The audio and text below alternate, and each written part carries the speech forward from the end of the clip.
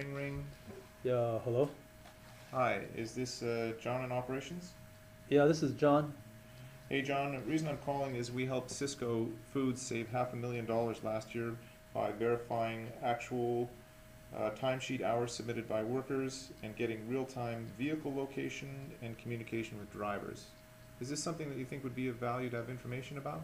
It would be, but I mean, we're already doing the timesheet hours on paper right now. Right. Well, what we hear from a lot of our customers is that they previously had challenges with verifying actual time that drivers were doing, suspecting that there was padding of hours, taking time to actually get the information input into their system. Oh, ha ha ha Does ha that ring ha. any bells for you? Oh, God. Yeah, I mean, most of these guys are owner operators, so, oh, God, yeah. No, no, I know. Okay. Like, so these guys would be, yeah, I know exactly what you're talking And about. the other part of it is getting actual real-time, true verification of the actual vehicle location and being able to communicate with the drivers in actual real time as well. Does that ring any bells for you guys? It does. That timesheet and the location, that just goes hand in hand, right? I mean, some guys will take breaks. It just goes hand in hand. Okay, John, what I'd like to do then, if it makes sense for you, is drop by next week, maybe Tuesday at 3 o'clock, to share with you exactly how Cisco saved the $500,000 last year uh, in the areas that I just described. Does that make sense for you? It does. I'm just Okay. surprised, like 500,000. I'm sure they would have saved a lot more. Okay, well, if that's good for you, and is it in your schedule? I mean, you have 2 o'clock open for, or 3 o'clock open? Yeah, that works. Okay, well, let me just ask you, from your perspective, with what are the impacts that you guys experienced with, timesheets, being submitted by workers, trying to verify the real location of vehicles, communicating with drivers, just on a very high level, can you share with me what the impact is? Yeah, I mean, like you see it all the time, right? I mean, you can't blame the driver sometimes though. It's an extremely stressful job, but it kills us here because I got to balance my books, and I got a guy claiming he did, 11 hours to go from, point A to point B when we know it's a 6 hour drive. We know that.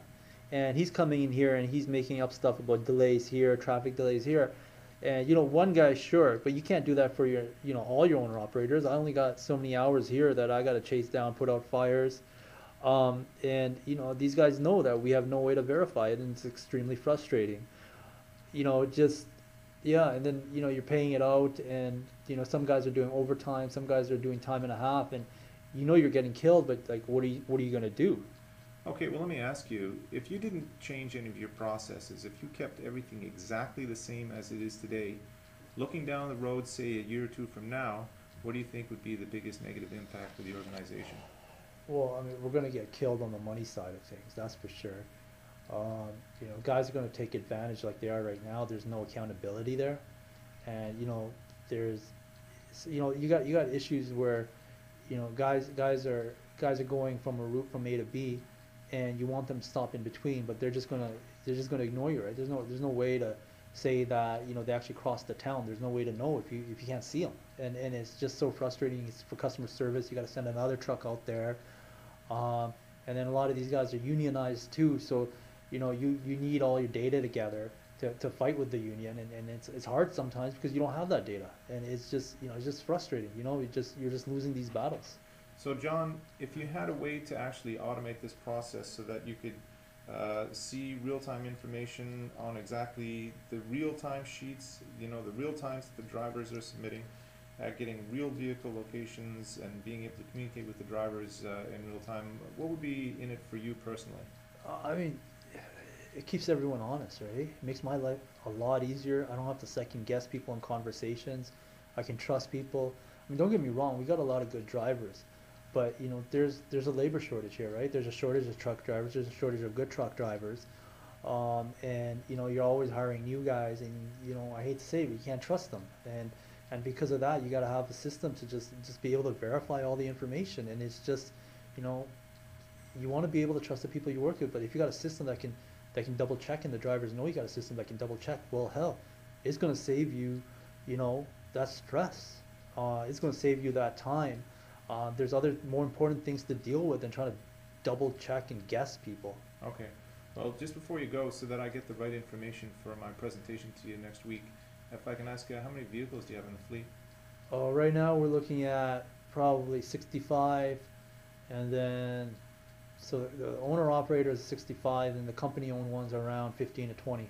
Okay, and are they all heavy-duty trucks? Majority of them are heavy duty. There's a couple light duty ones as well, like a couple F-350s and Dodge Rams. Okay. And there's also, yeah, a couple of those ones. Okay, and are you currently using any form of GPS tracking of the vehicles? No, not right now. Not right now. It's mainly just radio. Okay, not a problem. Well, I'll share out a meeting invite to you for 3 o'clock next Tuesday, and I look forward to meeting with you and chatting with you then. All right. What did you say your name was again? Oh, it's Paul Freems from WebTech Wireless. Okay. All right. Sounds good, Paul. Take care. Bye.